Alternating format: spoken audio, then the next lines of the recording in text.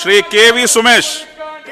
Sir, Kannur ജില്ലയിലെ തന്നെ ജലഗതാഗത വകുപ്പിന് കീഴിലുള്ള രണ്ട് പ്രധാനപ്പെട്ട ബോട്ട് സർവീസാണ് അഴീക്കൽ മാട്ടൂൽ ഫെറിയും അതോടൊപ്പം തന്നെ പറശ്ശിനിക്കടവ് അഴീക്കൽ മാട്ടൂൽ സർവീസും.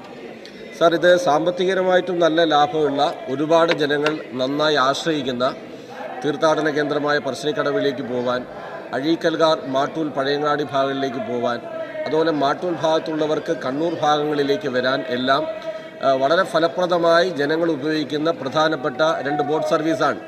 സാർ, ആ ബോട്ട് സർവീസ് കാര്യക്ഷമമാക്കുന്നതിനും അതോടൊപ്പം തന്നെ ആ രണ്ട് ബോട്ടുകളും പഴയ ബോട്ടുകളാണ് എന്നാണ് പ്രധാനമായി ഉയർന്നു വന്നിരിക്കുന്ന ആക്ഷേപം.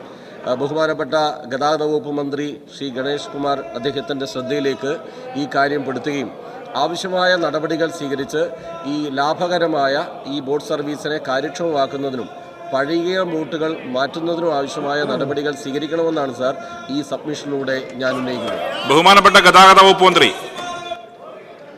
സർ, ബഹുമാനപ്പെട്ട അംഗം ഉന്നയിച്ച കണ്ണൂർ അഴീക്കൽ മാട്ടൂൽ ഫെറി, പറശ്ശിനി അഴീക്കൽ മാട്ടൂൽ എന്നീ റൂട്ടുകളിൽ ജലഗതാഗത ബോട്ട് വകുപ്പിൻ്റെ രണ്ട് ബോട്ടുകളാണ് സർവീസ് നടത്തിയിരുന്നത്.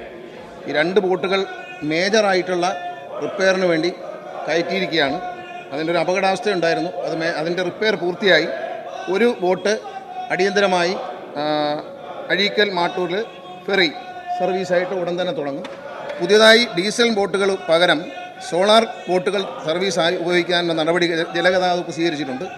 ഇത്തരത്തിൽ വകുപ്പ് നിർമ്മിച്ചു വരുന്ന സോളാർ ബോട്ടുകളുടെ നിർമ്മാണം വിവിധ ഘട്ടങ്ങളായി നടന്നു വരും. നിർമ്മാണം അന്തിമഘട്ടത്തിൽ എത്തിയിരിക്കുകയാണ് ചില ബോട്ടുകൾ. അതിലാദ്യം വരുന്ന സോളാർ ബോട്ട്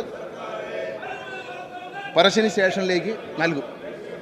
മറ്റ് റിപ്പയർ ചെയ്തുകൊണ്ടിരിക്കുന്ന രണ്ടാമത്തെ കൂടുതൽ ബോട്ട് സോളാർ ബോട്ട് വരുന്ന മുറയ്ക്ക് നമ്മളത് റീപ്ലേസ് ചെയ്യും എന്നാണ്.